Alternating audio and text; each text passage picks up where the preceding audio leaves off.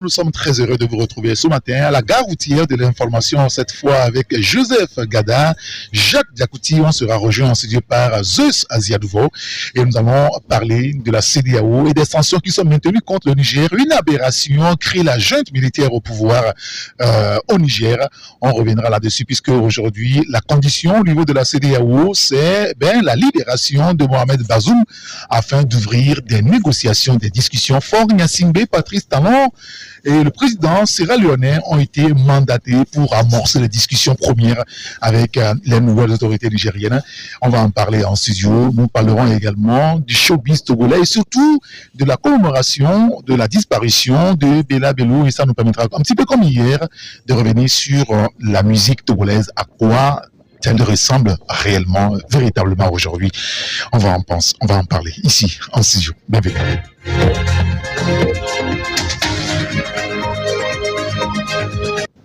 Taxi FM, la seule radio de débat, d'info et de sport. Merci pour votre fidélité à la radio géniale de la capitale de l'Ouest Taxi FM. Vous pouvez aussi nous rejoindre ici en interagissant donc au débat en nous envoyant des messages SMS ou WhatsApp sur le 93 94 96 64. Bonjour Jacques Diakouti. Bonjour Eric et bonjour aux auditeurs de Taxi FM. Tout va bien chez vous? Oui, comme vous voulez. Seulement, je voulais attirer un peu l'attention des parents que nous sommes. Allez-y. Parce que depuis un certain temps, nous constatons la disparition des enfants. Ah bon? 14 ans, 13 ans, 12 ans. Qui meurent ou qui disparaissent? Qui disparaissent et qui ne rentrent pas. Oh là là, donc, je voulais inviter vraiment les parents à faire très attention, surtout en ces fins d'année. On ne sait pas ce qui se passe réellement. Et généralement, souvent, c'est les filles de 14 ans. 14 ans qui sortent et qui ne reviennent pas.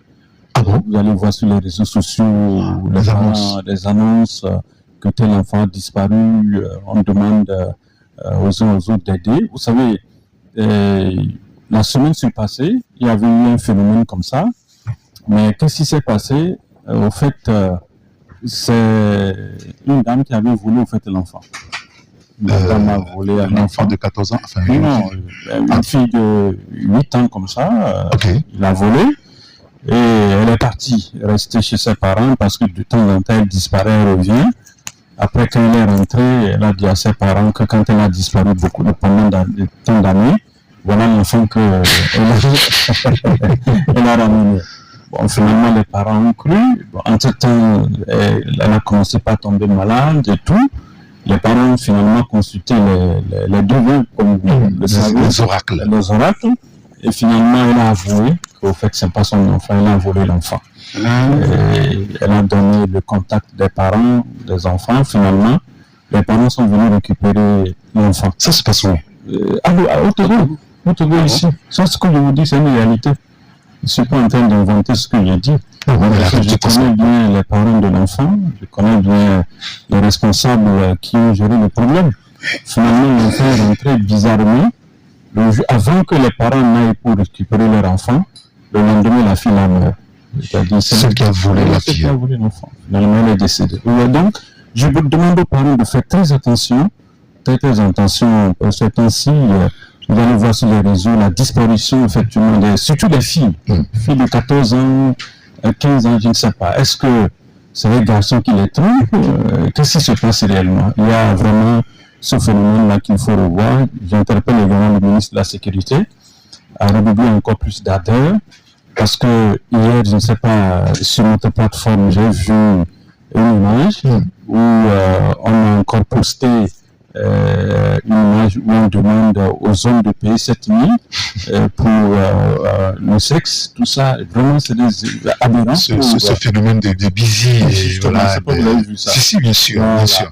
Donc, je voulais interpeller une fois comme autorité, le ministre de la Sécurité, et les autorités à veiller sur ça. Parce que, vous savez, ce n'est pas une image postée au hasard. Il y a des numéros. Oui, il y a des numéros qui ont été affichés. Qui fonctionnent. Voilà, justement, par rapport à ces affiches.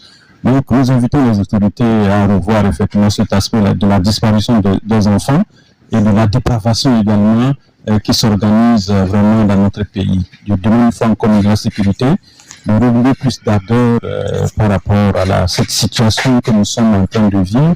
Et il faut reconnaître que les braquages ont encore repris. Les vols dans les quartiers, vraiment, tout a repris. Donc, que les autorités, surtout, de la sécurité, redoublent plus encore d'ardeur par rapport aux situations que nous sommes en train de vivre. J'ai vu dans un quartier où on a déjà arrêté 11 personnes. Les 11, je vous dis, ont été libérés tout récemment par le décret que le président de la République a pris pour les graciers. Les 11 sont encore retournés là-bas. Oh là là. Oui, ils sont retournés. C'est des gens que je connais. Donc, il faudrait une fois encore qu'on redouble plus d'ardeur sur cette fin d'année. Merci beaucoup, Jérémy Diakouti. Bonjour, Joseph Gada. Bonjour, Eric. Bonjour également. Asos. Bonjour. Bonjour également aux fidèles auditeurs de Tassi FM. Merci. C'est très important l'interpellation de tout ce que le président avait dit par rapport au vote des enfants, à la disparition des jeunes filles. J'ai remarqué ça souvent dans les communiqués sur les médias, qu'il y a la disparition des jeunes filles. Je pense que c'est très important. Nous sommes en fin d'année et tout le monde sait ce qui se passe à certains niveaux. Donc, je pense qu'il faut redoubler de vigilance sur tout ça, quand on parle des jeunes filles. Vierge, parce que c'est toujours ça. Donc, Joseph connaît du dossier, quoi.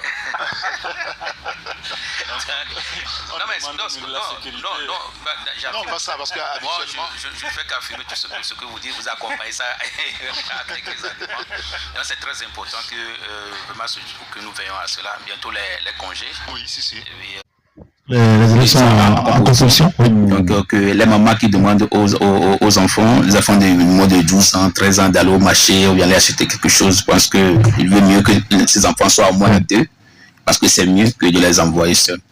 Mais au-delà de ça, moi, je voudrais... Mais c'est quoi cette histoire d'envoyer un enfant de 8 ans, 7 ans au marché pour aller acheter des choses au marché? C'est quoi cette histoire? Ça, c'est notre société, c'est la société africaine. Pour nous, ça, ce n'est pas un problème. Au village, mais pas au village, les enfants font au moins 2, 3, 4, 5 km pour aller au marché. Vous allez au marché, vous revenez. Donc, parce que ce n'est rien. Aujourd'hui, peut-être que ce sont ces éléments, ces situations horribles qui font surface encore. Puis bon, on y pense. Sinon, je pense que nous, on trouve normal d'envoyer un enfant aller acheter. D'ailleurs, quand on était enfant, on était même fiers quand vous envoyez acheter quelque chose dans la boutique. C'est un moment de fouler un peu. Donc, parce que c'est pas normal.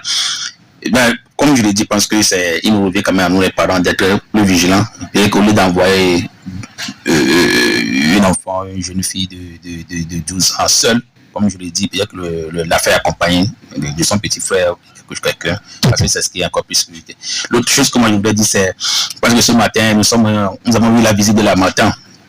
Donc, c'est vrai? Bon, ok, d'accord. On est rentré ici autour de 5 heures, on s'est encore sorti.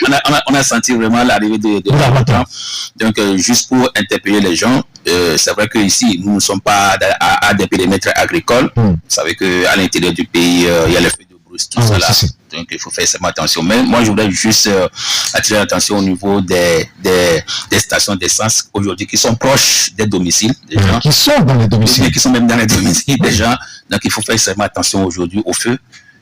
La matin, c'est que c'est un vent fort, un vent sec. Donc, il faut faire extrêmement attention à ce que lorsqu'on fait la cuisine, au-delà, que vous savez que même certaines dames même vendent, même dans les stations d'essence, les dames qui font les frites d'igname, les tarots, tout ça, vendent même à côté même de ces stations d'essence. Il y a des stations d'essence qui ont quand même des bars, des restaurants. Des restaurants où les gens viennent manger, les gens viennent fumer même. Bien sûr. Donc, parce que c'est le moment de faire, moi, d'interpeller quand même ces gens-là, pour que tout le monde quand même redouble de vigilance. Pour qu'on n'assiste pas encore, déjà des drames. C'est vécu ça, je crois, au Ghana. Au Ghana, l'année passée. C'est horrible. Bonjour, Zos. Merci de nous avoir rejoints. Oui, bonjour. Tout va bien comme vous voulez? Oui, bonjour. Bon, puisqu'on vient de finir l'émission de santé avec le Dr Jean-Paul Lamignon, qu'on a tous suivi avec un grand intérêt, comme toujours d'ailleurs. L'assurance maladie universelle, on en a parlé il n'y a pas longtemps ici. Et la question des morceaux est tapée par rapport, donc, je dirais, à notre système de santé même. Est-ce que, franchement, c'est vrai, les autorités ont dit 1er janvier prochain, bon voilà, assurance maladie pour tout le monde, mais est-ce que, objectivement, avec notre système de santé, est-ce qu'on peut y aller? Juste. Bon, est-ce que vous pensez qu'on peut y aller? Moi, sincèrement, je suis très mal à l'aise avec ce sujet-là. Ah bon? Oui, parce que je crois que normalement, il y a des spécialistes qui sont mieux placés pour débattre, pour expliquer en profondeur les tenants et les aboutissants de... C'est vrai qu'il n'y a pas de débat citoyen ici, à part les journalistes qui parlent à longueur de journée. Ah oui, puisque moi, c'est un sujet que on parle, mais je ne sais pas ce que ça va donner, parce que moi, j'avais déjà dit que dans l'une des élections présidentes, que au Togo, on prend seulement les lois et il n'y a pas de suivi. Pour moi, avant de prendre une telle loi, avant de prendre un tel décret, il y avait une disposition qui a été enclenchée l'année dernière. C'est l'affaire de SMIC. C'est quand même 2500. Après un an, faisons l'état des lieux. Qu'est-ce qui a marché? Est-ce que les employeurs ont respecté cette disposition? Parce que les mêmes employeurs sont concernés par cette nouvelle disposition. Oui, bien sûr. Qui concerne parce que les charges sociales. Il faut d'abord faire l'état des lieux. Ce qui a marché, ce qui n'a pas marché, ce qu'il faut améliorer. Le concours de l'État pour que cette structure-là puisse traduire dans les faits les dispositions qui concernent l'application ou le respect du SMIC au Togo. Est-ce qu'on a déjà fait l'état des lieux? Bon, on ne sait même pas si les gens ont appliqué cette disposition. Et pendant qu'on se pose les questions, on annonce une autre loi et le décret qui est déjà pris et que c'est à partir du 1er janvier que ça va être appliqué. Alors que les mêmes employeurs et les employés étaient concernés par une disposition. On ne sait pas ce que ça a donné. Est-ce que c'est respecté ou pas? Maintenant, on prend encore une autre disposition qui va aplatir les employeurs parce que si on ne fait pas attention, beaucoup risquent de revenir à la maison. Parce que les employeurs, au lieu de prendre peut-être 5 personnes, vont peut-être prendre 10 personnes, 10 personnes. Et ça risque de poser des problèmes. Moi, je l'ai dit, il faut qu'on fasse d'abord l'état des lieux. Parce que l'assurance maladie dont on parle, peut-être moi je le dis, c'est l'administration. Hein. Mais au niveau des fonctions libérales, c'est compliqué. Dans les fonctions libérales, même au niveau de la presse. La presse, est-ce que nous respectons le SMIC? Et nous-mêmes, nous ne sommes pas déclarés. Nous-mêmes, les employeurs, au niveau de la presse, on tue le diable par la corne, même dans la maison du diable. On n'a rien. Donc, on n'a même pas déclaré nos employés. Nous, on n'a pas déclaré nos employés. Maintenant, on parle d'assurance universelle, tout ça là. Universel, c'est quoi? Qu'est-ce qu'on met dans universel? Parce que dans beaucoup de structures aujourd'hui, ça ne marche pas. Ça ne marche pas. Donc les gens n'arrivent pas même à assurer le salaire minimum. À la fin du mois, on n'arrive même pas à assurer ce salaire. Maintenant, est-ce que ces charges qui vont venir s'ajouter aux charges des employeurs, ça va créer des problèmes. Donc moi, personnellement, je suggérerais qu'on arrête. On fasse d'abord. Mais là, on n'est pas du but. Oui, mais non, on fasse d'abord le point. Le cas de lieu, parce que cette décision était très importante. Parce que c'est ça même qui conduit tout. C'est ça, parce que si vous n'avez pas un salaire, maintenant sur quoi on va faire vos calculs de charges sociales? Non. Voilà, c'est ça le problème. D'accord. Moi, c'est ce que je pense. Oui, bien sûr. Parce que c'est vrai, des gens disent, bon, d'accord, on peut y aller comme à l'assurance, on l'a dit universelle, il n'y a pas de problème. Est-ce que vous avez des structures qui vont bien travailler? Déjà qu'actuellement, on a des problèmes là. Là, lui, il pose carrément notre problème. Hein. Il faut faire l'état des lieux avant d'avancer quand même. Il ne faut même pas encore aller parler des centres. C'est-à-dire qu'il faut parler même d'abord de cette assurance. Est-ce qu'on a compris grand-chose? Il ne comprend pas grand-chose. En fait, c'est ça. C'est-à-dire qu'on parle de l'assurance universelle. Les gens n'ont pas compris. Les gens ne savent même pas à quoi ils vont vous assurer. C'est vrai qu'il y a une communication en conseil des ministres, il y a un communiqué qui est sorti. Bon, voilà, c'est beaucoup plus élitiste. Tout ce que le bas peuple, qu'est-ce que ça induit? Et il ne comprend pas. Rien du tout. Ouais. Là, ensemble, nous se traiter ça encore, hein, la journaliste. Au cours d'une émission ici, on avait dit qu'il faudrait que l'État revienne. C'est-à-dire que l'État ne peut pas revenir en arrière, on va l'accuser. Non. Parce que c'est eux qui nous gèrent aujourd'hui, c'est eux qui nous gouvernent. Quelque chose que tu reviens chercher, c'est pas Revenons, prenons le temps expliquons aux gens avant de lancer. C'est encore possible. Où est le problème? On est pressé pour aller où? On va lancer ça, après les gens ne vont pas pouvoir respecter. Comme je l'ai dit, si on ne sait pas faire, les gens seront encore sur le carreau. Les gens risquent encore de licencier les gens. Et le résultat attendu ne sera pas au rendez-vous. Et ça va encore plus créer des chômeurs dans le pays. Ce matin, je m'amusais avec ma femme par rapport à cette assurance maladie sur le salaire que je prends. Elle m'a calculé les choses, mais j'ai tenu ma tête. Et je lui ai demandé à ce petit salaire-là, c'est ce qu'il dit. Elle me dit non, que c'est ça. Il dit, mais c'est pas possible. Vous voyez? Il y a un invité la semaine dernière, je crois, la semaine d'avant, qui disait que son comptable, enfin le comptable au niveau, il a fait les calculs et donc son salaire actuel, à partir de janvier, la caisse va prendre 14% de son salaire. Comment est-ce qu'on fait 14% de son salaire? Rien que la caisse. Quand il m'a fait le calcul, il me dit, non, je me dis que même je ne maîtrisais même pas. C'est quand il a expliqué que j'ai compris que, mais attention, mais ce que peut-être que certains sont comme moi qui ne comprennent pas grand-chose. Vous voyez? Donc, il ne sert à rien.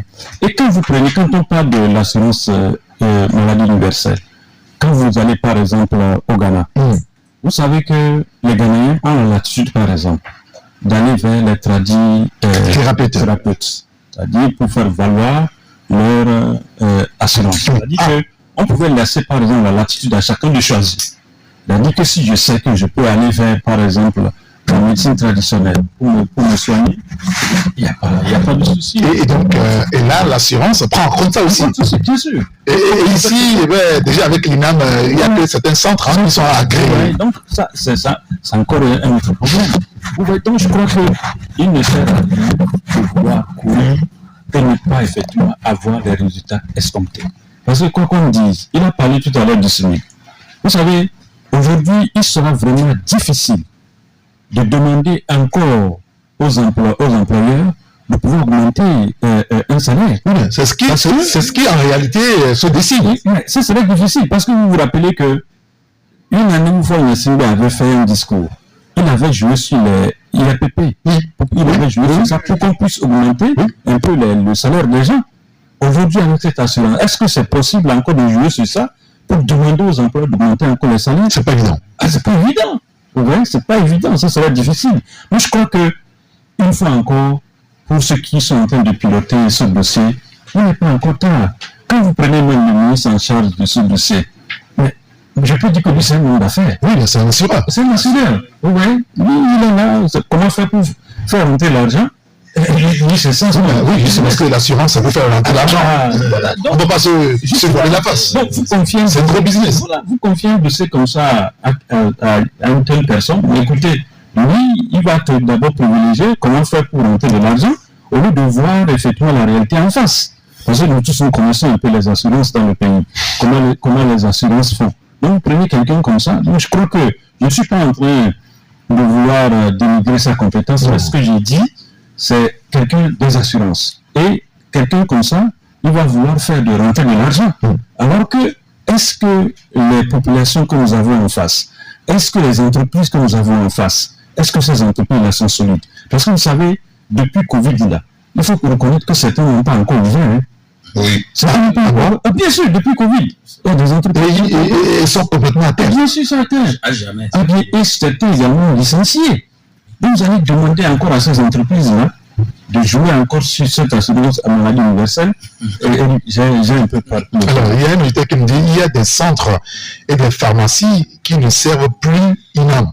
Maintenant, parce qu'il y a un souci avec les remboursements et au niveau des structures, et si on ne règle pas ça, comment on compte rendre donc les choses universelles, disons, à cet auditeur. Oui, Joseph, sur le sujet-là. Oui, c'est important. Vous savez, à chaque fois que je suis au micro, je ne sais pas toujours je suis dans des débats dans notre société, dans notre commune, dans notre communauté. Je te dis, à chaque fois, je dis, le monde des débats constitue un véritable problème de réflexion. Il n'y a pas de débat dans le pays. Oui, c'est-à-dire que quand il y a un sujet, un tel sujet, un programme de telle envergure, et on constate que tout tourne autour juste des initiateurs de ce projet du gouvernement. Est-ce que vous avez vu ce qui s'est passé en France hier? Oui, l'immigration. Oui, tout le sujet de l'immigration, voilà. Donc, je pense que quand... En fait, bon, je ne sais pas. Je ne sais pas si les gens l'ont fait sciemment de ne pas communiquer. Et bon, on vous plaque juste le projet. Et bon, vous êtes obligé d'assumer, c'est ça. Parce que quand on prend ce véritable et ce sujet, je pense que ça doit faire l'objet des débats sur des débats, au moins ne serait-ce que sur 2 ans. Parce que faudrait d'abord que le patronat donne quand même son avis sur ce sujet. C'est très important. Faudrait que... Non, ça semble dire que si on est là aujourd'hui, ça veut dire que peut-être qu'on va consulter le patronat qui a son avis. Pas encore. Bon. Comment ça a été considéré jusqu'à présent, les gens ne sont même pas au courant. Non, la preuve, c'est que, bon, est-ce que nous, qui sommes au niveau de la presse, nous sommes au courant? C'est ça aussi. Alors qu'aujourd'hui, nous sommes constitués en société. Oui. Ça, c'est que nous aussi, nous sommes quand même au courant de ce programme. C'est qu'entre-temps, il y a des organisations de presse qui ont été quand même conviées, ils s'amenaient à une explication. Bon. Et ça s'arrêtait là-bas. Est-ce que nous avons l'information? On n'a pas encore l'information. Alors, quand on parle de l'assurance maladie, c'est tout, ça concerne tout le monde. Il y a la partie du secteur informel aussi. Voilà. Alors, qu'est-ce qu'on a fait? Nos frères qui sont en décor, qu'est-ce qu'ils comprennent? Voilà ça. Nos frères qui sont être opposés de toute façon. Nos frères par exemple qui sont au marché, de TP3 par exemple. Exact. Qu'est-ce qu'ils comprennent de ça? Au marché. Au marché. Maintenant, d'ici, nous allons maintenant aller au village. Pour nos mamans, nos grands-mamans qui sont au village, qu'est-ce qu'elles comprennent de ce programme? Alors que nous sommes qu'à peine une vingtaine de jours de lancement officiel. Moi, je dois te faire le 1er janvier du lancement quand même de ce projet. Donc, je pense qu'il faut y réfléchir. Les calculs, parce que tout à l'heure, le président m'a fait, les calculs qu'on a fait aujourd'hui, est-ce qu'aujourd'hui, on peut tenir? Alors, est-ce que l'objectif, c'est de mobiliser encore de l'argent pour la caisse de l'État? Donc, est-ce qu'il n'est pas suffisamment clair? Oui, mais c'est dit que ce n'est pas encore clair. C'est l'objectif là n'est pas suffisamment clair. Aujourd'hui, l'OT là, on sait tout ce que l'OT fait avec les entreprises. Comment les entreprises arrivent à suivre, à vivoter avec l'OT. Aujourd'hui, c'est l'assurance maladie qui vient d'une manière d'une autre. Mais quand même, c'est pour plonger encore de l'argent. Alors, comment est-ce que les employeurs vont payer? Donc, il dit, est-ce que ce n'est pas encore une source de mobilisation de fonds pour l'État? Donc, je pense qu'il faut réfléchir là-dessus. C'est pour ça que quand je parlais de CIMIC, moi, je souriais. Parce que moi, je l'avais dit en janvier passé, quand il s'est agi de cette histoire de CIMIC, il y avait dit non. Que le CIMIC dans un pays, c'est une décision du président de la République. C'est faux. Quand on parle de CIMIC, on augmente les salaires déjà. C'est une décision présidentielle. C'est pas décret. Quand vous voyez au Bénin, au Bénin, en Côte d'Ivoire, c'est les présidents qui prennent les décisions. Mais ici, c'est juste un arrêté. Alors, que vous les mettez en pratique ou pas, bon, ça n'engage que le ministre. Mais on demande le bilan. Mais est-ce que le ministre peut se tenir devant ces centrales syndicales pour leur demander le bilan? Bon. Puisque même on se rappelait que le ministre avait dit non, mais ceux qui ne vont pas appliquer le CIMIC en fin janvier, février, là, seront sanctionnés. Et ça a été fait jusqu'à présent. Alors, dans les écoles privées, est-ce qu'aujourd'hui, on peut laisser quand même et pourtant, ça a été un motif pour les promoteurs des établissements pour augmenter les frais de scolarité. Donc, je pense que même avant d'aller au bilan, comme je dis, je pense qu'il faut même faire le bilan même de l'INAM. C'est important. Parce que l'INAM est là, mais on peut quand même sauter parce qu'on sait qu'à certains moments, ce programme aussi a rencontré des difficultés. Beaucoup. Oui, des prestataires qui ne veulent pas, on sait qu'est-ce qu'il faut faire quand même quand vous allez dans les centres de santé publics, on peut faire quand même ceux qui ont de l'argent frais, on peut les servir d'abord, avant de servir ceux qui sont avec leur lot de carnet, tout ça. Donc, je pense qu'il faut réfléchir, qu'est-ce qu'il faut faire? Et c'est tout ça, là, comment il faut corriger à ça, avant d'aller aujourd'hui maintenant à l'assurance maladie. Oui, en tout cas, tout ça là, j'attends de voir. Mais d'abord, cette affaire de CIMIC a posé beaucoup de problèmes au niveau des fonctions libérales, au niveau des PME, parce qu'il y a eu un relâchement dans le recrutement, parce que les gens ne veulent, parce que 52 000, tout ça là, dans le contexte togolais actuel, c'est compliqué pour beaucoup de personnes, 52 000 et avec les déclarations à la caisse, il faut déjà faire le calcul avec l'ancien taux et maintenant faire le calcul avec le nouveau taux, ça risque de créer des problèmes. Mais ce qui est extraordinaire, c'est que même au-delà de l'INAM, il faut qu'on fasse aussi le bilan de la Caisse nationale de sécurité sociale. Parce que cette Caisse nationale de sécurité... Là, vous demandez beaucoup de choses. Oui, Caisse nationale de sécurité sociale ne produit rien, mais c'est une structure qui est immensément riche. On n'en parle pas, on ne le dit pas. Elle est immensément riche. Mais elle est investie dans ce qui veut dire que, normalement, si elle a suffisamment d'argent, on peut au moins aider ceux qui cotisent. Oui, on peut aussi accompagner un peu. Au lieu d'augmenter, on peut peut-être augmenter de manière raisonnable. Mais tel que ça a été fait, 10%, pour moi, c'est beaucoup trop. Parce que la Caisse nationale de sécurité sociale ne produit pas, mais a beaucoup d'argent. Elle a des placements un peu partout. Dans le monde. Elle a des constructions au niveau de la cité OUA, etc. Donc, il faut qu'on fasse aussi l'état des lieux de ces structures-là, parce que même la caisse des retraites du Togo, ça aussi c'est un autre problème. Il faut qu'on fasse l'état des lieux de ces choses-là, parce que quand vous demandez aux gens de cotiser, il faut qu'il y ait de la transparence à tous les niveaux. Quand c'est clair pour tout le monde, les gens seront contents de cotiser, parce que ce qui est fait, c'est pour nous-mêmes. Quand tu travailles, tu as un peu de moyens, tu fais un peu d'économie pour assurer tel vieux jour. C'est bien, mais il faut qu'il y ait de la transparence, que tout soit clair pour tout le monde. Même au niveau des structures de l'État, au niveau de l'OTR, je vous dis qu'il y a des fonctionnaires, des gens qui ont travaillé à l'OTR, qui sont arrivés à la retraite, mais au niveau de la caisse nationale de sécurité, on constate qu'il y a certains prélèvements qui ont été faits, qui n'ont pas été versés. Ah oui, des gens à l'OTR qui sont allés à la retraite. Des gens qui sont admis à la retraite, aujourd'hui, pour jouir de leur pension, ils n'ont pas la totalité, parce que il y a des prélèvements qui ont été faits à la base qui n'ont pas été versés au niveau de la Caisse nationale de sécurité sociale, ou bien la Caisse nationale de sécurité sociale dit que je ne vais pas retrouver ces versements-là dans mes archives. Donc, ce qui veut dire que ces gens-là qui ont servi l'État pendant 30 ans, le pays pendant 30 ans, qui sont admis à la retraite, aujourd'hui, ils ne vont pas jouir de la totalité de leur pension. Et ça pose un problème. Donc, si une structure comme ça a cette différence, qu'allons nous dire des petites structures, de zones franchises, etc. Donc, je crois qu'il y a un travail de fond. Il ne suffit pas seulement de prendre des décrets, des décisions. Moi, je crois qu'il y a beaucoup de choses qui se font dans ce pays. Moi, sincèrement, comme l'a dit mon ami Chata, le chef de l'État nous doit prendre le devant.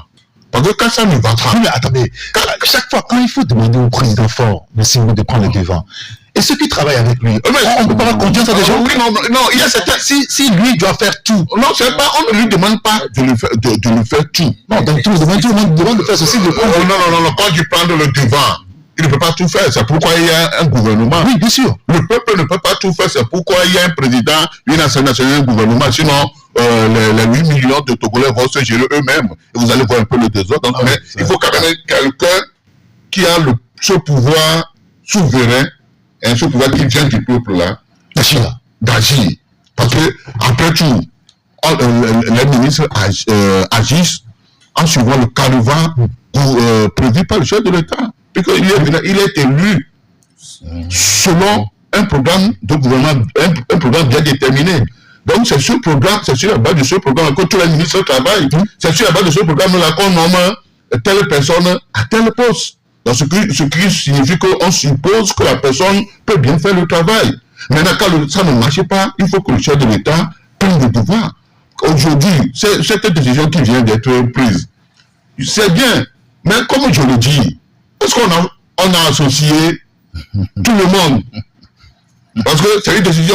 Parce qu'il ne faudrait pas que les gens croient que c'est seulement la fonction publique qui développe un pays. Il y a le secteur privé. Dans beaucoup de pays, d'ailleurs, c'est le secteur privé qui développe un pays. Mais si on fait tout pour essouffler le secteur privé, ça pose un problème de développement. On ne va pas se développer. Tout le monde sera là, à la fin du mois, on va se mettre en rade devant les banques comme les fonctionnaires, nous prenons avec le petit sac de l'époque, on va prendre de l'argent. Alors que normalement, les structures privées doivent apporter, doivent quand même porter ce développement-là. Mais ce qui se fait aujourd'hui, on a l'impression que on fait un pas en avant et on fait plusieurs pas en arrière parce que le débat, le discours depuis quelques années, c'est l'entrepreneuriat. Oui, c'est ça. Il faut entreprendre. Maintenant, les jeunes qui entreprennent et qui, quelques mois plus après, ils sont aplatis par des charges. Ça risque d'être compliqué. D'accord. Je vais revenir sur un aspect que Juste à soulever, c'est par rapport à la cotisation au niveau de la Caisse nationale de sécurité sociale. Il est vrai qu'aujourd'hui, il faudrait que nous, par exemple, ceux qui cotisent, il faut quand même de temps en temps vérifier si votre employeur cotise là-bas. Parce qu'il vous prélève quand même. Bien sûr, il faut que vous fassiez le suivi. Si vous ne faites pas le suivi, vous allez pleurer demain. Faites le suivi. Parce que moi, je connais des gens. Il y a des gens, on a fait effectivement les prélèvements, comme il l'a dit, on n'a pas versé. Oui, les gens n'ont pas, c'est les patrons là qui sont assis sur ça, les gens ne font pas les patrons au niveau de la caisse, mais au niveau des entreprises. Les gens prélèvent très bien, mais ils ne versent pas au niveau de la Caisse nationale de sécurité sociale. C'est pourquoi vous allez voir que depuis un certain temps, il y a quand même des contrôles. Voilà, des contrôles de la caisse. De la caisse. Moi, je crois que à ce niveau, il faudrait que quand on te déclare par exemple toi-même à la caisse, il faut faire quand même un suivi pour voir que ton patron vraiment respecte les choses. Parce que vous savez, il y a certains patrons véreux, vous savez ce qu'ils font, ils cotisent à un moment, parce qu'ils peuvent peut-être cotiser 2 ans, 3 ans, vous allez voir un ton, entre 3-4 ans, ils ne cotisent pas. Ils sautent pour aller encore cotiser. Quand ils voient que votre retraite approche, ils vont encore aller cotiser vers la fin. Mais il y a un tout au niveau du gouvernement, c'est à vous de savoir faire pour contrecarrer ces patrons véreux-là. L'aspect dont il a soulevé par... Mais il y a aussi au niveau de la caisse, il y a aussi des différences au niveau de la caisse. Oui, il faudrait qu'aujourd'hui, nous, on puisse faire le suivi. Parce qu'aujourd'hui, quoi qu'on dise, au niveau, il faut reconnaître que la Caisse nationale de sécurité sociale, l'entreprise a été digitalisée. S'il ne parle pas de la caisse de retraite, il faut reconnaître que là, c'est encore une autre paire de manches. Ça, c'est vraiment une désordre totale là-bas. Je vous dis, ça fait plaisir de voir les vieux qui... Je vous dis, il y a des gens tout le temps qui ne peuvent même pas, Eric, poser un pied sur un seul escalier pour aller vérifier leurs choses. Regardez leur siège qui est à côté de Togo-Sol là-bas. Ça fait des années. On ne sait même pas qu'est-ce qui se passe. Le siège est bloqué là-bas. Quand vous allez au niveau de la caisse de retraite, vous allez voir un bureau comme ça, vous allez voir plus de 10 personnes dans un bureau. Dites-moi quel rendement ces gens-là peuvent apporter. Et regardez la proximité est terrible là-bas. L'état du bâtiment. Mais ça ne fait pas honneur. Moi, à plusieurs fois, j'ai interpellé le ministre de l'économie parce que c'est lui le PCA de cette caisse-là. Mais il n'a qu'à faire quelque chose. Même si le bâtiment n'est pas encore prêt, aménager au moins quelques bureaux au niveau du nouveau bâtiment-là. Laissez les gens aller travailler là-bas. Je vous dis, vous allez dans un bureau, vous allez voir une femme qui est en train de manger, l'autre femme est en train de faire les saisies. Allez, je ne suis pas en train de mentir. Allez à la caisse de retraite, vous allez voir ce qui se passe. Je ne suis pas en train d'inventer ce que je suis en train de dire. C'est une réalité. Quand il a parlé, par exemple, qu'il faudrait que le chef de l'État fasse un suivi, je suis d'accord avec lui. Je suis d'accord. Parce que vous savez quoi? Un pays, quand les gens sont là écrits tous les jours, à un moment donné, il faut que le responsable te dise, mais pourquoi les gens crient? Quel est le problème? Je me rappelle tout le temps de la date il y a 2 mois. C'est comme un peu de famille qui est à l'intérieur, qui entend des cris sur la cour. Bien sûr. Mais il dit, mais il se passe quoi? Il sort, il regarde. Il y a 2 mois, je disais tout le temps au Togo ici, que quand vous voyez, quand le Togo est calme, il faut se poser des questions. Pourquoi c'est calme? Il faut reconnaître qu'il y a un problème. Actuellement, c'est calme. Oui, trop calme même. Parce qu'on se dit, mais des fois, je me pose la question, est-ce que c'est les somnifères qu'on nous donne dans le pays? C'est le fluor. Mais il faut, je suis d'accord avec lui. C'est le fluor qui fait ça. Non, il faudrait qu'aujourd'hui, vous savez, quand vous êtes par exemple un chef, ne regardez pas ceux qui sont avec vous du 1er décembre et du 1er janvier au 31 décembre. Il faut varier. Il faut varier les rencontres. Il faut varier les contacts. Et vous aurez des vraies informations. Parce que vous êtes là, je vois juste 1er janvier, 31 décembre. 1er janvier. 31 décembre, je ne cherche pas à rencontrer Joseph ni l'autre pour savoir en réalité ce qui se passe. Il y a des choses qu'on va vous cacher. Il y a des choses qui vont également vous échapper. Vous voyez, quand vous cherchez une vraie information, c'est au niveau du bas peuple. Parce que si vous cherchez l'information vers ceux qui sont au perché, qu'est-ce qu'ils vont vous dire? Ils s'entendront jamais. C'est comme quelqu'un a dit dans ce pays que nous, quand on parle tout le temps que les gens ont faim. Mais quand on sort, on va vers l'usine. On va vers comment que le nez, ça bouge. Il dit non, le nez ne bouge pas. D'accord. Les gens ont leurs soucis dans la boisson. Alors, si vous voulez, je vais lire quelques messages de réaction des auditeurs qui interagissent dans le l'émission. Il y a un auditeur qui nous dit pourquoi ne pas confier l'assurance au ministère chargé des Affaires sociales? Voilà un autre. En Côte d'Ivoire, la contribution pour l'assurance universelle, c'est à 1000 francs. Pourquoi les autorités togolaises veulent asphyxier la population? C'est la question que pose donc l'auditeur. Il y a un autre qui nous dit je pense que le SMIC doit résulter d'une consultation entre le patronat, le syndicat et le gouvernement. Après, il faut un décret présidentiel, dit donc cet auditeur. Il y a un autre qui nous dit, alors pour le versement des prélèvements, l'OTR n'est pas le seul. C'est le cas de l'édit Togo. On prélève les agents, on ne verse rien à la caisse. C'est déplorable. Ce comportement, nous avons réclamé à la caisse, on ne nous dit, votre employeur ne verse pas. Enfin, c'est ce qu'on l'a dit. Ça, c'est un agent qui envoie ce message. Un autre qui nous dit, merci à Zeus.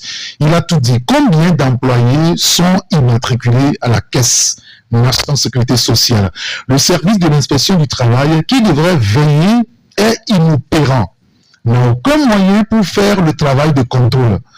Vous imaginez que toutes les directions régionales du travail n'ont pas de moyens de locomotion, ni moto, ni voiture. C'est tellement compliqué. J'ai l'impression que les autorités ne prennent pas le temps de faire des évaluations sur les politiques publiques. Peu d'employeurs paient le SMIC. Comment on pourra imposer des employés qui n'ont pas le SMIC, ne sont pas déclarés à la caisse? Comment l'assurance maladie universelle pourra-t-elle être appliquée? Togolais, que Dieu vous garde. Je vous donne un exemple il continue, je vous donne un exemple que les employés et employeurs devront supporter à partir de janvier. Avec un salaire de 100 000 francs, un employé devra payer 9 000 francs. 4 000 pour les cotisations à la caisse, 5 000 pour l'assurance maladie universelle. Non, c'est beaucoup de choses. C'est 100 000. Aussi, c'est le salaire de 100 000 francs. Oui, si vous avez un salaire de 100 000, vous, employés, vous, travailleurs, vous devez payer 9 000 francs. C'est-à-dire 4 000 pour les cotisations au niveau de la caisse, 5 000 pour l'assurance maladie universelle. Les employeurs devront verser 22 500 pour un employé. Ayant un salaire de 100 000, imaginez si un employeur a 10 employés. Non mais attendez, c'est beaucoup d'argent.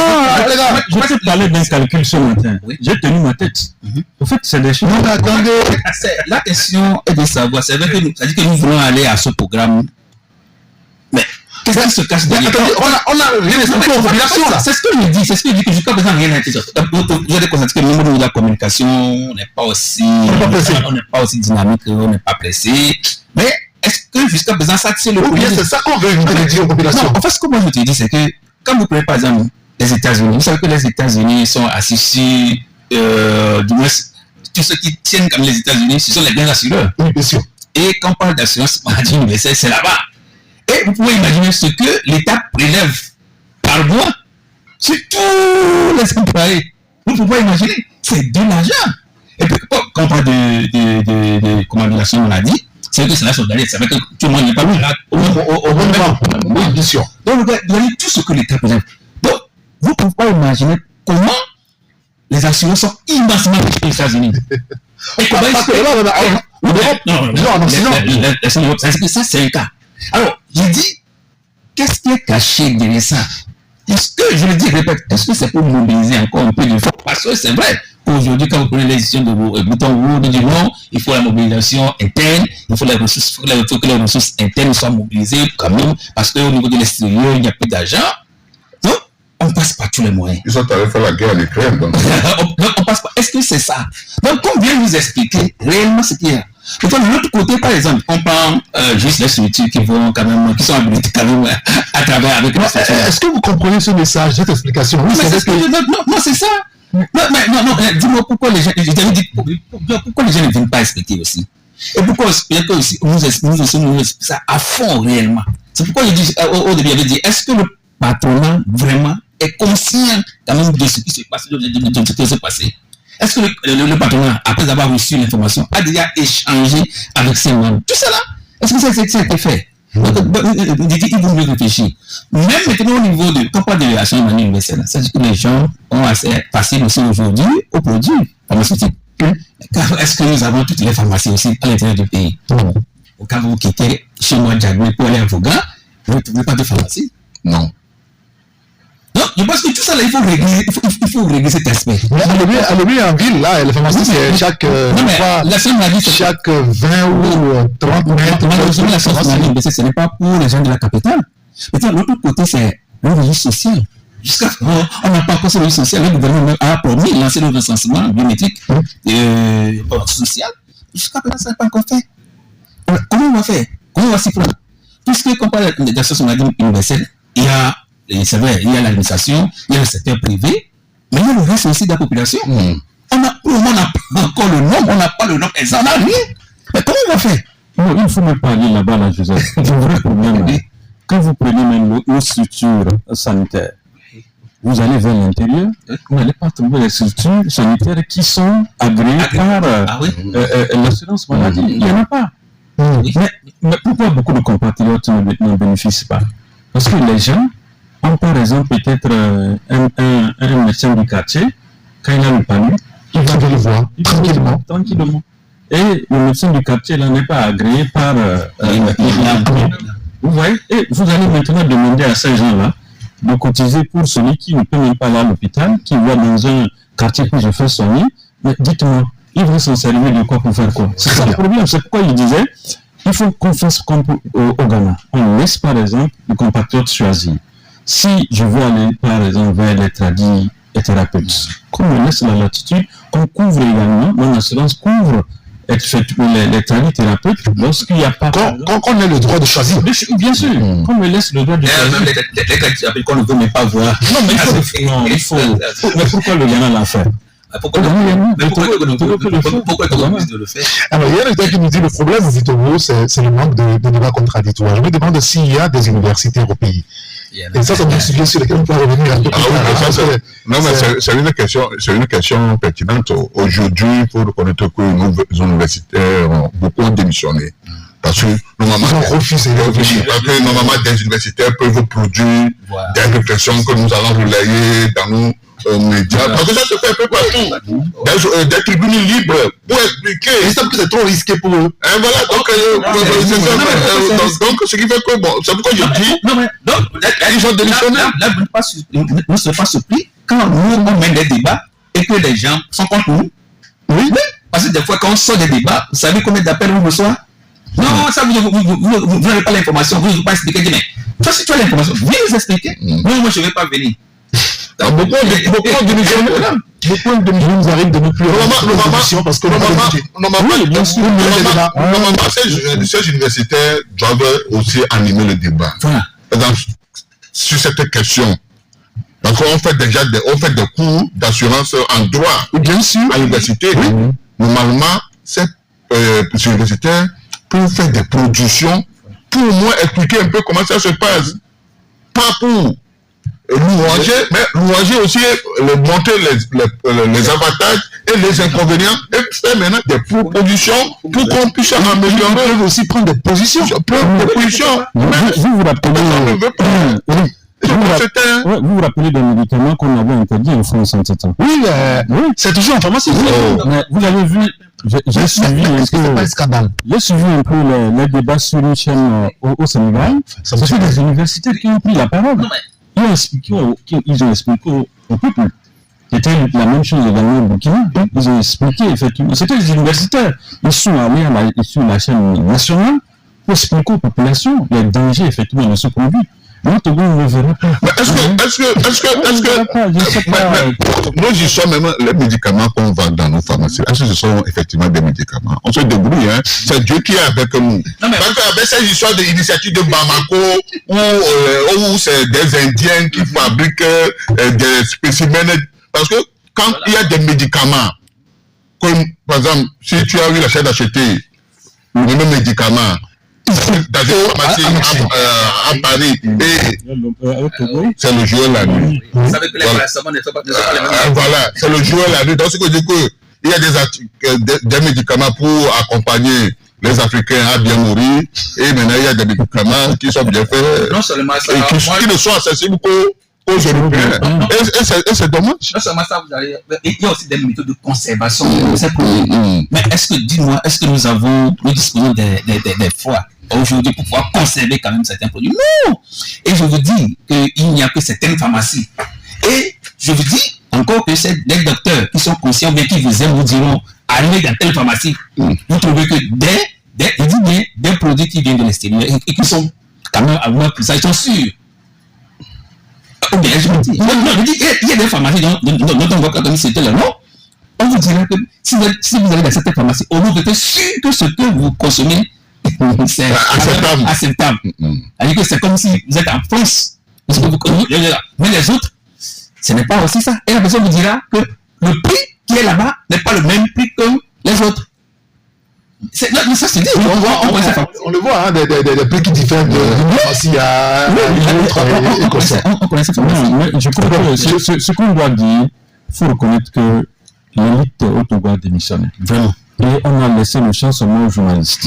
Après, nous insultons. Et quand les journalistes parlent, on insulte également les journalistes et on leur crée des problèmes. Il n'y a pas de débat citoyen. Ni à l'Assemblée, ni dans le pays. Il n'y a rien. C'est les journalistes seuls qui font le débat. On a dit simplement. Avant-hier, vous savez, dans un quartier, à 23h, on vient percevoir les taxes. Non. Qu'est-ce que vous dites? 23 heures. Les bonnes femmes qui vendaient comme. On vient percevoir les taxes. Non, comme c'est à 23 heures qu'elle sort. Bon, qu'est-ce que écoutez, quelle loi? Est-ce qu'il y a une disposition qui autorise l'administration à percevoir les taxes à 23 heures? C'est pourquoi on parle de communication. Si on s'est rien dessus, il faut communiquer.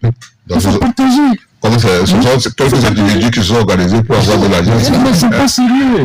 Leur patron au bureau, ils sont accompagnés des forces de l'ordre. Ce n'est pas que c'est des individus qui sont sortis.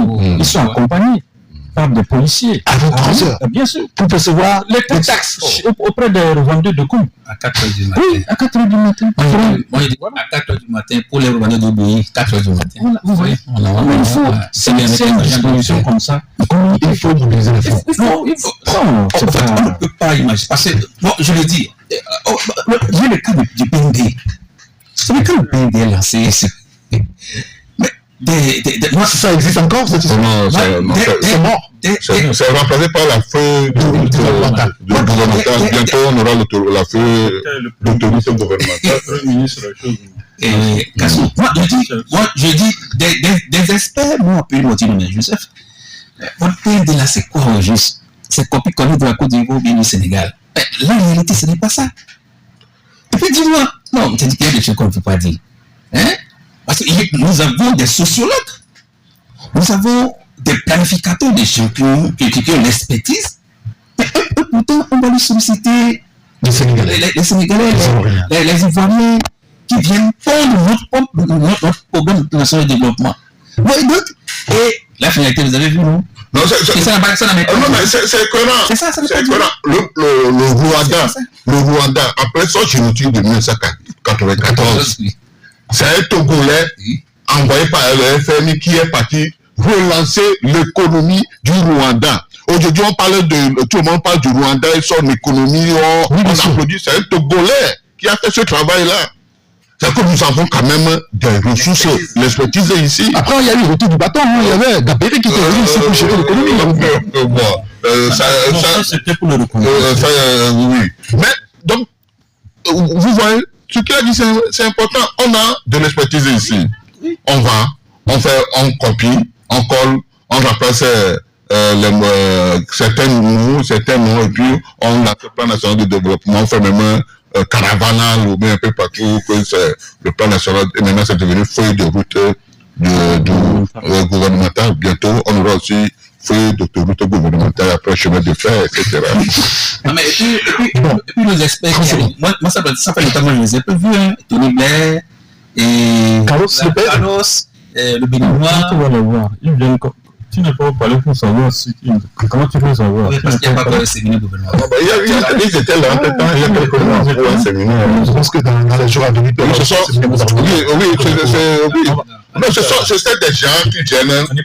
c'est des gens qui viennent, qui jouent un peu comme au Canglos, et nos ministres sont là comme candidats qui écoutent les maîtres donner le cours sur la gouvernance, etc. Et quand ils ont la parole, ils ont, pour répondre à une question, ils disent sous le leadership éclairé du chef de l'État, et tout le monde est dedans comme ça. Non, ça ne va pas, parce que ce programme il est ambitieux. Ce programme est ambitieux. Ce programme est ambitieux. Mais malheureusement, on n'a pas évolué. On n'a pas évolué. Finalement, on n'a plus rien. Parce que le programme est censé s'achever en 2022. On a Covid qui est achevé. Voilà, on a dit que on a tout mis dans le Covid. Donc c'est Covid qui a tout tué. Maintenant, il y a la feuille de route. Mais j'ai l'impression que on est en train d'aplatir les citoyens. D'accord. C'est-à-dire que il y a trop de pression fiscale. Oui. Il y a trop de pression fiscale. On ne peut pas se développer en exerçant autant de pression sur des citoyens. Ça ne peut pas marcher. Monsieur, il est 12h sur la radio, une pause. On sera de retour dans quelques secondes. Taxi FM, la seule radio d'information continue.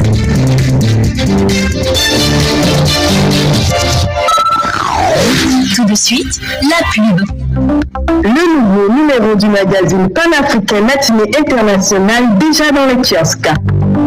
Au sommaire, Banque et aéronautique, Gervais Kofi Djondo, une fierté pour l'Afrique. Bena Yaïboni, une vie après le fauteuil présidentiel. Soudan, un pays déchiré par deux généraux.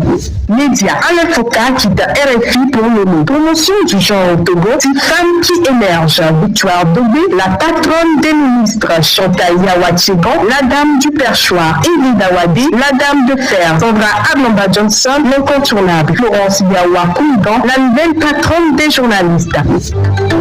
Le magazine est disponible au Togo et dans l'espace UEMOA. Matinée internationale, le professionnalisme au service de la communication. Retour des tubes dans un instant sur Taxi FM. Taxi FM. Taxi FM, votre radio d'opinion. Émission politique, sportive et culturelle, en direct.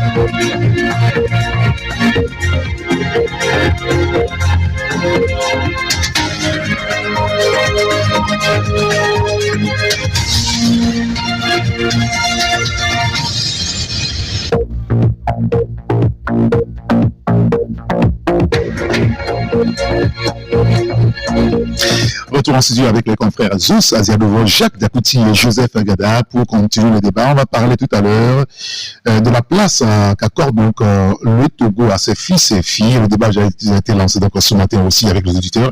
Mais puisqu'on parlait d'un sujet avant, il y a quelques réactions que je vais passer l'antenne. Il y a qui me dit par rapport au PND, M. Fournier Singui, lui-même il a reconnu que c'est mal ajusté dans son interview à New World.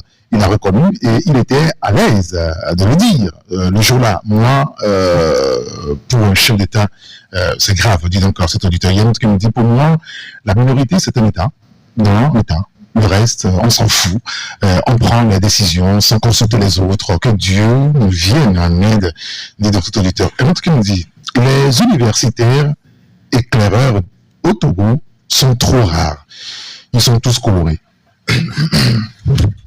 Bon, on laisse ça. Et le message, on va lire après. On va parler maintenant de ce sujet, un peu de showbiz, mais bon, voilà, c'est une relation qu'on fait. Et c'est par rapport donc à la commémoration de la disparition de Bella Bello 50 ans après. Pourquoi ce n'est pas un grand événement aujourd'hui, en réalité? Non, moi, sincèrement, c'est le jour là que moi j'ai su qu'il y avait quelque chose. Hein. Oui, mais voilà. Le problème à Bella Bello a marqué l'histoire du Togo.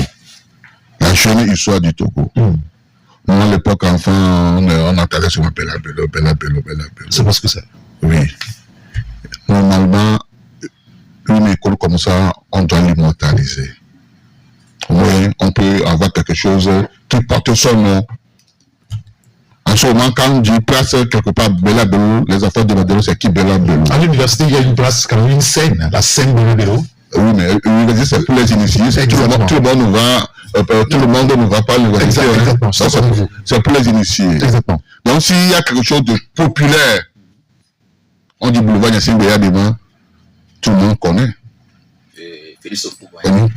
Mais il y a maintenant il y a une partie qui est verte là, avec des eaux bizarres, et avec le pavé, tout ça là, c'est bizarre. Voilà. Les ivoires de se plaindre. C'est ça. Voilà. Donc, quelque chose de populaire, au moins les gens se poseront des questions. Mais moi, j'ai l'impression que nous ne célébrons pas bien ceux qui ont marqué notre histoire dans tous les domaines. Et ce qui fait que la fête elle est passée inaperçue. Ce qui est un peu bizarre, c'est les gens de l'extérieur qui ont tendance à célébrer Bella Bello. Je me souviens, c'est RFI qui avait organisé un truc à l'époque sur la mort de Bella Bello avec RFI essayait de ressusciter certaines de ses chansons. Oui. Aujourd'hui, c'est Angélique Kidjo qui chante un peu partout, même au niveau de la fête nationale de la France. Une chanson qui vient d'une de nos sœurs que nous-mêmes, nous ne célébrons pas. Il y a quand même un problème. Alors que nous avons quand même des ministères de culture qui se succèdent, mais on n'a jamais eu l'idée de célébrer certains de nos acteurs. Par exemple, aujourd'hui, quand on prend Jimmy Hope, il a, avec les sculptures qu'il a faites, etc. Mais il n'y a aucun endroit, ou bien il n'y a aucun truc qui célèbre, qui porte le nom de Jimmy Hope. Alors que Jimmy Hope, c'est encore récent. Donc, c'est un artiste peintre qui a fait des fresques. Voilà. Vous voyez au niveau de... Voilà, mais on ne fait rien pour nos artistes. Donc, tout le monde a célébré les 50 ans. On a encore oublié, c'est parti pour le 51e anniversaire. 60, 70, 100. Et puis c'est fini. Là où on a mis la bouteille au niveau du GTA là. On peut au moins enlever la bouteille. Quelle bouteille? On a mis une bouteille de billets pour nous dire que les Togolais sont de bons consommateurs de billets au niveau de GTA là. On a fait on a mis une bouteille, voilà, une jolie bouteille au milieu. On a au moins enlevé cette jolie bouteille là, en faire une place publique de la Bello. Il y a un truc, ce qui est un peu marrant, j'ai vu dans ce pays une statue de Léopold Sédar Senghor. Oui, c'est là, voilà. Voilà, mais nous-mêmes, nos héros, nous n'arrivons pas à les célébrer, il y a un problème. Alors, Jacques Diakouti, est-ce que vous pensez, c'est la question que j'ai posée ce matin aux auditeurs, que le Togo célèbre suffisamment ses filles et ses fils? Oui. Le Togo ne le fait pas. Vous savez, les Togolais sont... Qu'ils soient vivants ou décédés. Les Togolais sont tellement honorés sur le plan international. Oui. Beaucoup de Togolais sont honorés. Bon, le dernier cas, c'est Ferdinand Haïti. Nous ne le sommes pas ici. Ne serait-ce qu'un simple tweet des autorités pour reconnaître les mérites, par exemple, de nos compatriotes, personne ne le fait. C'est-à-dire que, du moment où on ne valorise pas la culture, attendez, mais pourquoi bon, enfin, on ne passe pas que de la culture, hein, mais pourquoi c'est comme ça? Oui, c'est ce que j'ai dit. Pourquoi le Togo ne voit pas en ses fils qui ont de qualité un élément de joie, de gloire et les célébrer, même de leur vivant? Il y a quelqu'un qui a parlé un temps ici, soit hier, d'Andé Bayor. Il est encore vivant. Oui. Vous avez écrit un super livre sur Andé Bayor. Je me rappelle encore, c'est un très beau livre que je recommande d'ailleurs aux auditeurs, ceux qui n'avaient pas lu, c'est un livre que mon confrère Zeus a écrit. Andé Bayor, il est encore là, au moins dit, il est encore vivant. Oui. On doit le célébrer. Vous l'avez vu hier. Oui, je l'ai dit hier. Voilà. À Marrakech. On a remercié. Aussi même la remercier, du coup, les gens les seigneurs connaissent sa valeur. Mais nous ici, non, c'est pour vous dire, comme zéro. je disais tout à l'heure, c'est-à-dire qu'il y a un problème. Il faut qu'on puisse avoir effectivement le ministère de la Culture. Le ministère de la Culture? Oui, il y en a. Oui. Actuellement, c'est Pierre Lamadogou qui a dit. Ça, c'est un peu politique. C'est un peu politique. C'est-à-dire que allons réellement, sincèrement, vers un ministère de la Culture. Vous allez aujourd'hui au Burkina Faso. Vous voyez ce qui se passe. Là, on n'en parle plus. Vous allez voir même qu'au niveau du Burkina, aujourd'hui, quand vous voulez soutenir votre thèse, il y a une tenue qui est confectionnée pour ceux qui prétendent soutenir leur thèse. C'est-à-dire qu'on est en train de valoriser la culture. J'ai suivi, je crois que c'était lundi ou mardi passé, le président de Burkina, le capitaine. J'ai vu les décorer des gens. Parmi ces gens-là, j'ai vu des journalistes. J'ai dit, mais je regardais comme ça. Après, il est allé, il a dit non, qu'il est fier du travail que ces gens-là sont en train de faire. Vous comprenez? Et quand on vous parle comme ça, même si vous n'avez rien dans la poche, vous savez que quand même quelqu'un reconnaît quand même votre mérite sur le travail que vous avez fait. Et ça honore également le travail que vous faites. Oui, comme je vois dans la rue des gens qui vous reconnaissent, vous disent félicitations et qui vous réconfortent. Voilà, d'aller de l'avant. Oui. Vous voyez? Donc moi je crois qu'il faudrait aujourd'hui qu'on puisse revoir certains aspects de la culture de notre pays. Je vous ai dit tout à l'heure quelque chose. Moi, ça semble vous faire rire, mais c'est triste. Quand vous prenez par exemple la route nationale pour aller vers Dapao, arriver au niveau de GTA, ce qui frappe, alors c'est une bouteille. Je ne sais pas vous dire, est-ce que les Togolais sont souvent? C'est l'image. Est-ce que ce que cela veut dire? Est-ce que nous sommes des souvent? Au Togo? Non, c'est ce qu'on dit. Mais c'est une invite à consommer de la bière. Non, est-ce que c'est ça? Non. Moi, je crois qu'il faut quand même valoriser les choses. Il y a beaucoup d'espace dans ce pays qu'il faut quand même utiliser pour... Est-ce que vous avez remarqué que les deux petits lions qui sont là, les deux lions là, qui a une dégradation qui commence? Ça, c'est depuis. Ça se pourrit. Oui, ça c'est depuis. Ce n'est pas... Allez même au niveau de notre musée. Je ne sais pas si vous êtes une fois allé là. Vous appelez ça un musée? Non, mais allez. Si, moi, de temps en temps, je m'amuse pour aller là-bas. Pour voir un peu. Il faut encourager les gens. Donc, je crois que quelque part aujourd'hui, il faut quand même valoriser effectivement. Vous avez parlé de Bella Bello. Combien de Togolais aujourd'hui connaissent Bella Bello? Combien? Ils ne connaissent pas. Il a parlé de Dieu. Finalement, il est en train de s'éteindre comme ça. C'est vrai qu'il s'est éteint, mais vous voyez qu'aujourd'hui, on ne parle plus même de lui. Vous prenez quelqu'un comme Lamidi Lacoste. C'est des gens qui ont fait quand même des choses. Des béviers à l'honneur. Un grand parolier aussi. Bien sûr. Il y a quelques messages. Est-ce qu'on le célèbre lui aussi suffisamment? C'est pourquoi j'ai dit il faut essayer de revoir le ministère de la Culture Et on peut avoir, par exemple, une journée nationale pour célébrer ces icônes-là. Vous comprenez? Au Burkina, ils le font. Une journée pour célébrer les icônes. On peut le faire. Et regardez l'espace l'espace banquet là. Oui. On peut valoriser là-bas. Mais là, il y a les camions. C'est les camions qui sont là-bas. Non, on peut valoriser. Non, on valorise le banquet, donc... Est-ce que vous voulez le citer? C'est lamentable. Si on a des larmes aux yeux quand on parle de nos héros, ce n'est pas ça. Vous savez ce qui fait la fierté des Français par rapport à la ville de Paris? Paris, ce n'est pas comme New York, hein? Et c'est l'architecture. À chaque fois dans chaque rue, vous allez voir le nom d'un lieu. Si le monument, et les monuments par-ci, par-là, les rues de tête, et dans l'histoire même, dans l'histoire française même, avec ça se célèbre quoi. Et le président dit non, ici, le président va mettre des gemmes quelque part ici, à tel monument, pour une journée juste parce que, moi déjà, au niveau de la littérature, vous allez voir des gens qui se célèbrent par-ci, par-là. C'est ça qui fait même la beauté même de la ville. Et tout à l'heure, quand je parlais du boulevard au Faux-Boigny, ça me faisait rire.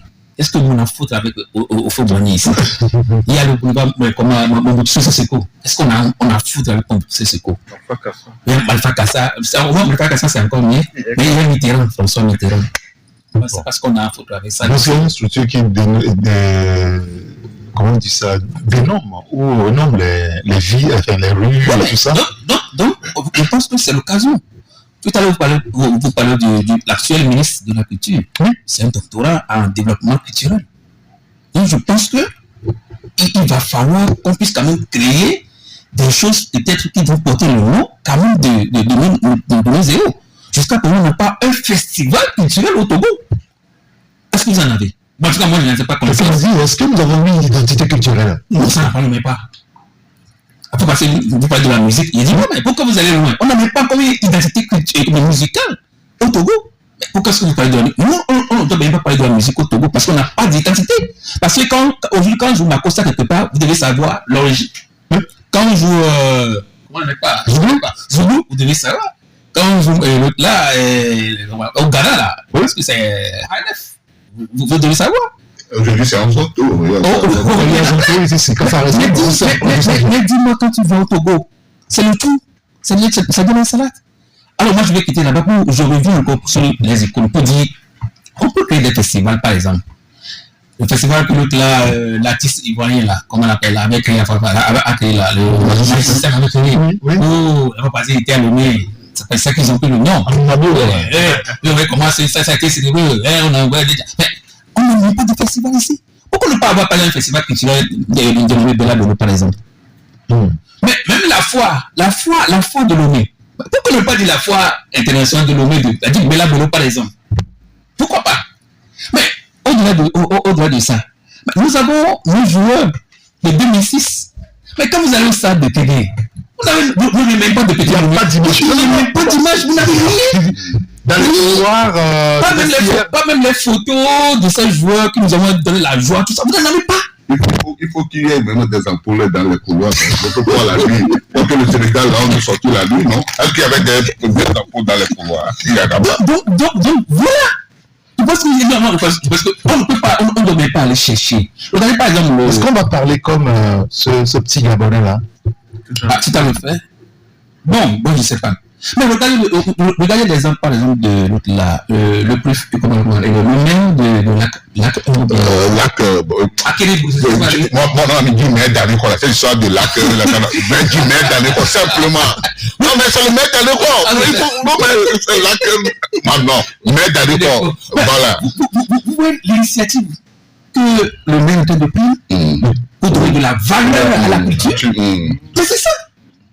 Ça, c'est lui seulement qui organise, avec ses partenaires. Mais imaginez que c'est le Togo qui organise tout ça. Donc, je pense qu'il y a de la matière. On refuse de réfléchir. Il faut qu'on réfléchisse. C'est ce que moi, des fois, j'ai l'impression qu'on refuse de réfléchir. Les gens renoncent à la réflexion. C'est ce que j'ai dit. Quand on manque de débat, on ne peut pas débattre des choses. Quand on débat, on fait mal à telle personne. C'est dans le débat que l'autre apporte ses idées. Mais vous dites par exemple, Léo qui est venu ici, chantait à PC. Ou bien c'est PC, oui, si, à transformer à PC, à chanter à PC. Notre à PC. Notre à PC. Oui. Et on reste là-dessus. Oui. Et des gens ne se rendent même pas compte que c'est leur APC qui a été transformé. C'est ça. Ah oui. Au fait, ils devaient payer le droit d'auteur. Hein. Mais Est-ce que ça a été protégé? C'est ce que j'ai dit. Tu peux y parler. Est-ce qu'on a vraiment protéger une identité au niveau de notre culture? C'est ça le problème. Non, je pense qu'il faut réfléchir. Aujourd'hui, nous avons nos comédiens. Le mal encore, c'est les comédiens que nous avons. Nos comédiens. Par le passé, vous avez compris Victor. Bon, vous avez tout ça là. Ça n'a pas. Et aujourd'hui, peut-être que c'est l'autre là, c'est l'autre. Non. Est-ce qu'il y en a encore? On ne sait pas. C'est ça. Go, bien, un truc comme ça. Il ne sait pas si elle est là encore. Oui, c'est ça. Il s'est mêlé dans la politique. En fait, ça aussi, c'est un danger aussi pour les jeunes aussi. Parce qu'il faut être discipliné dans ce que tu veux de faire. L'artiste devient supporter. Ah bon, je ne sais pas. Oui, c'est ça. Bien coloré. Il y a un problème. Vous voyez, là où il est parti, je ne sais pas, là où il est. Mais aujourd'hui, comment il faut féliciter l'autre là aussi, qui est là, Damassi qui est là aujourd'hui, et qui s'efforce. Donc, beaucoup de jeunes. En fait, un artiste doit être au-dessus de la main. Parce que quand tu es artiste, tu es l'artiste de tout le monde. Voilà. Il y a toutes les sensibilités qui t'adorent. Maintenant, quand tu fais un choix de manière publique, là, certains vont se retirer. Vous savez, le vrai problème aussi, Eric, il ne faut pas qu'on se cache en face. Il faut reconnaître que il n'y a pas les sponsors qui accompagnent tout le travail qui se fait. Les sponsors ne veulent pas. Moi, je connais des compatriotes. Mais quand vient le sponsor? C'est ce que je dis. Est-ce que c'est au début? Non, on se retrouve dans ce que tu es en train de dire. Non, ils se retrouvent, mais c'est la peur en fait. C'est la peur. C'est-à-dire que quand les gens vont commencer par financer, demain ils ont peur qu'on leur envoie par exemple un redressement fiscal. Ce qu'il dit, c'est vrai. C'est ça le problème. Mais celui qui organise déjà, on pose la question, est-ce qu'il est avec nous? Non, il n'est pas avec nous. Donc, vous dites qu'il est contre nous. Donc, toi, mais c'est ça aussi le problème dans ce pays. Quand tu veux lancer une initiative, les gens, je crois qu'il y a un monsieur qui avait lancé la foire de la ville de Kara. Un certain Tino Classe quelque chose. Avait lancé la foire au niveau de la ville de Kara. Parce qu'il dit que non, que ce n'est pas normal que à Kara, qu'il n'y ait pas un truc de ce genre-là. Il a lancé. Mais quand il a lancé la première édition, la deuxième édition, certains ont récupéré. Mais comme l'idée ne vient pas d'eux là, ils ont commencé, mais ils ont fini par abandonner.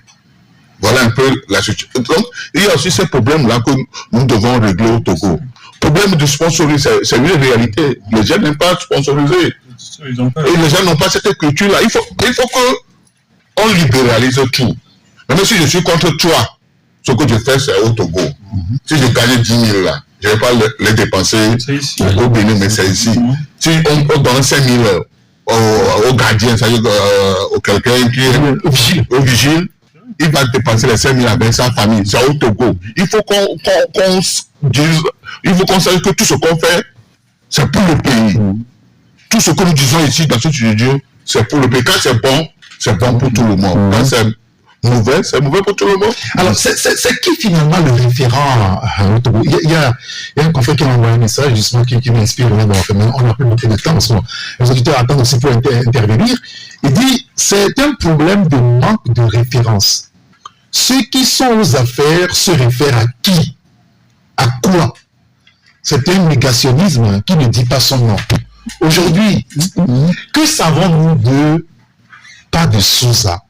La jeune génération. Que savons-nous même de Sylvanus Olympio dont on parle? Que savons-nous de ces grands noms? Il y a un auteur qui a appelé ce matin qui a dit, mais attendez, le général Yadema, il est mort en 2005, non? Ça fait combien d'années à peu près qu'il est décédé? Et maintenant, on n'a pas compté 20 ans qu'il est décédé. Mais attendez, les jeunes là, qui sont au lycée, même qui ont eu un bac à 15 ans, 16 ans, que savent-ils le général Yadema? Est-ce que c'est pas un problème? Est-ce que c'est pas un problème déjà? L'histoire, notre histoire. Je crois que Joseph fleurait un peu la chose. C'est-à-dire que si nous voulons avoir une identité connue, sûre pour tout le monde, il faut qu'on aime la politique. C'est-à-dire que si juste, par exemple, écrit l'histoire du Togo, il faut que je puisse accepter. Le débat à ce niveau. Pourquoi c'est lui qui doit écrire l'histoire du Togo? On a de très grands historiens.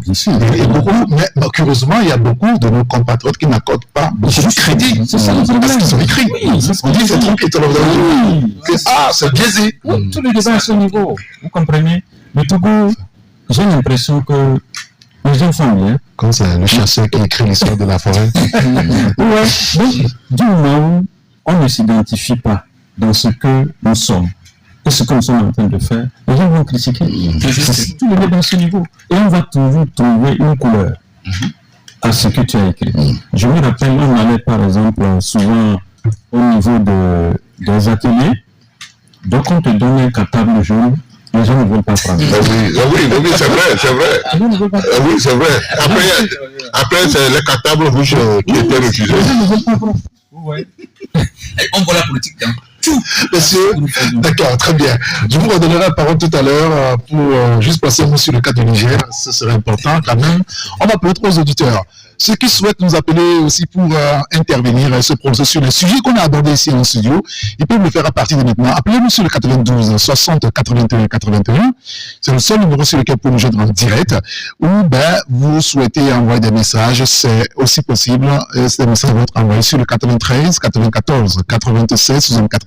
Il y a un auditeur qui nous dit, est-ce que par nature, nous-mêmes, les Togolais, on aime plus ce qui vient de l'extérieur que ce qu'on a chez nous?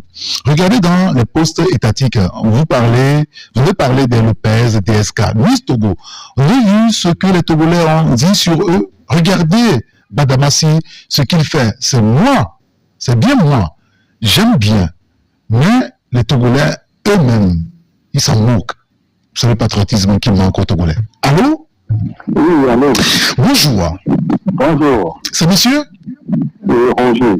Monsieur Roger, comment allez-vous? Oui, je vais bien. Très bien, nous vous écoutons. Bon, selon le cas de Chine, par exemple, Oui. quand vous allez dans les grandes institutions aux États-Unis, il y a des choses tableaux. Oui, c'est un grand peintre. À l'extérieur. À l'extérieur, il y a un nom. Mais au Togo, je dis, on ne le connaît pas. On ne le connaît pas.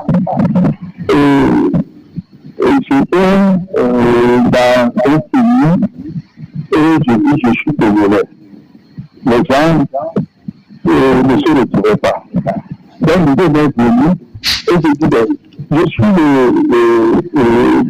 suis du même pays d'ailleurs. Les gens commençaient par suivre. C'est le cas des autres aussi. Ah là là, on a perdu notre ami. Je pense qu'il va nous revenir. On a envie de côté jusqu'à la fin. Notre qui me dit, c'est ce que le maire de la commune Golfe 4 devrait faire et certaines autorités donc ont dit tout est à refaire. Parlons donc de l'adressage. Allô? Allô? Allô? Bonjour. C'est monsieur? Monsieur Alain. Monsieur Alain, nous vous écoutons. S'il vous plaît, une demande. Oui. C'est pour peut-être faire un sujet que vous avez oublié.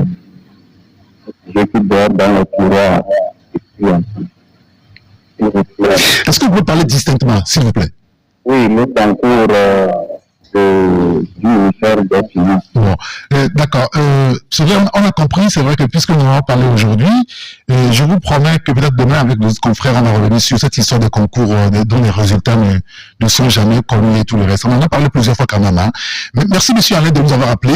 Toutes nos excuses, hein, puisque on veut que vous réagissez sur les sujets dont on a parlé ce matin. On souhaiterait donc avoir les auditeurs qui veulent réagir sur ce sujet-là. Alors, un auditeur qui nous dit, je pense que c'est l'hypocrisie et la politique qui a tout gâché. Il faut refaire donc les choses dites donc cet auditeur. Il y a notre téléphone, on va le prendre. Allô? Allô? Oui, bonjour. Oui, Là, ici. Nous vous écoutons. vous avez parlé de la sécurité sociale pour tous. Oui. Je suis passé sur le canal tout à l'heure. C'est des pipeaux. Vous ne pouvez rien avoir avec les défis. C'est des radins. Oui. Ils sont à phare. Qui ça? le gouvernement du Togo. Ah, d'accord. Même ça après, ils ne sont pas rassasiés. Vous n'aurez rien avec eux, quoi. Il ne faut pas rêver. Ils vont tout confisquer.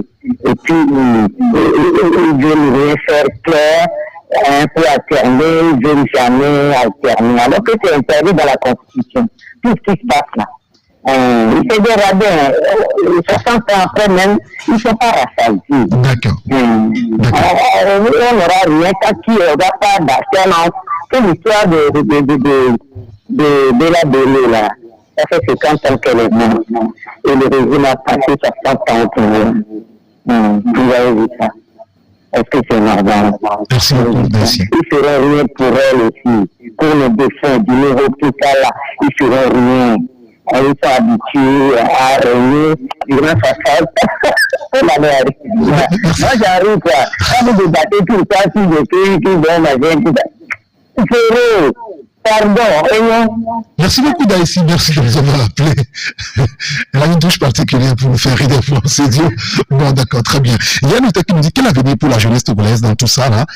Nous sommes fatigués, j'ai comme l'impression que mon pays est malade, c'est ce qu'il a écrit. Le droit docteur Doucet, nous sommes fatigués. Oui, il a étudié, nous sommes fatigués. Oui, c'est ce qu'il a écrit, nous sommes fatigués. Il doit appeler le droit docteur. Alors, il dit qu'il a l'impression que son pays est malade. Est-ce que ça vaut encore la peine de rester dans ce pays où le lendemain est totalement sombre, où il faut qu'on y reste pour pouvoir le construire? Le Togo a besoin de nous. En tout cas, chacun décidera quand même de ce qu'il veut faire de nous-mêmes. Hein, parce que, voilà, le problème de la CEDEAO, dit l'auditeur, c'est non-respect des limitations des mandats. C'est la solution basique. La CEDEAO dit quelle petite sanction contre le Niger rapidement, vous êtes en là-dessus? Oui, bon, moi, la CEDEAO, dans son rôle, dans sa logique, puisque la CEDEAO, tout comme l'Union africaine, sont contre les coups d'État militaires, mais embrassent ceux qui font les coups d'État constitutionnels, c'est ça aussi le paradoxe. Donc, ils sont dans leur logique, parce qu'ils ne veulent pas aller à l'encontre de ce qu'ils avaient dit lors des précédentes réunions qui ont au cours desquelles ils ont annoncé des sanctions, même jusqu'à des interventions militaires qui n'ont jamais. Voilà, donc je crois qu'elle est dans sa logique. Mais il faut que la CEDEAO repense totalement sa politique, sinon elle risque de connaître de sombrer, quoi. Voilà. Je crois que déjà il y a un début d'annonce. Il y a 3 trios, c'est-à-dire le président Formation, Talon et Mondabio. Donc je crois que les choses vont quand même s'attirer dans les jours à venir. Le fait que déjà l'ouverture est là. Espérons qu'ils vont s'entendre pour lever progressivement. C'est important parce qu'il faut qu'ils s'entendent, parce que notre peuple frère nigérien est en train de souffrir. Non, je pense que la crise nigérienne a vraiment divisé la CEDEAO. Vous avez vu les présidents qui étaient là la fin dernière, 7 présidents sur 15. Je pense que ça valait quand même la peine de réfléchir quand même aussi ce qui se passe à la CEDEAO. Si les présidents comprennent mieux, je pense qu'il faut commencer par réfléchir. Il ne faut pas quand même choisir, vouloir sélectionner quelqu'un et laisser la population souffrir. Je pense que chaque fois, c'est le président qui a l'habitude de dire, mettre l'homme au cœur du développement. Et si on veut mettre un président au cœur du développement et laisser la population souffrir, ça n'a pas de sens. Vous savez ce qui se passe à Niamey aujourd'hui? Les gens meurent en pagaille, les enfants meurent. Moi, avant j'étais avec un confrère, les gens meurent en pagaille. Il n'y a même pas de foi. On ne peut même pas conserver les produits. Les enfants meurent comme des petits chiens. Est-ce que vous ne pouvez pas imaginer? La population souffre. Comment l'électricité, il y a rien. Parce que juste, on a dit, un bazou qui est quelque part, lui-même qui a vendu le pays aux Occidentaux, tout ça là. Bon, je pense que. Vous avez la preuve qu'il a vendu le pays. Oui. Vous avez les factures. Heureusement que c'est la fois passée qu'on a nationalisé quand même. Heureusement. Monsieur, merci beaucoup. Merci beaucoup. Merci, cher Petit. Pour saluer Georges. Il y a un Georges qui appelle chez nous ici. Oui, monsieur Georges. D'accord. Merci beaucoup à Jacques Dacout. Merci beaucoup, Joseph Azianoubo. Merci, Joseph Kala. Merci à